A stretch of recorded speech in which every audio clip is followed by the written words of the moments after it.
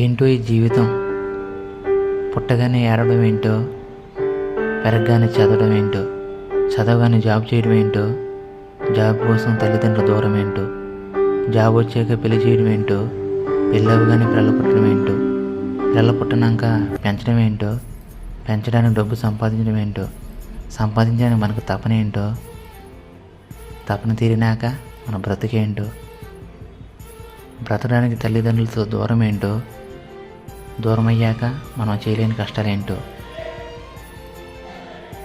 కష్టాలు తీర్చడానికి నాన్న మీద భారం ఏంటో, భారం తీరాక మనకొచ్చే రోగం ఏంటో, రోగంతో మంచం మీద పడడం ఏంటో, పడినాక దాన్ని తట్టుకోలేక మరణించడం ఏంటో. ఏంటో ఈ జీవితం, ఇంతేనా? Be happy.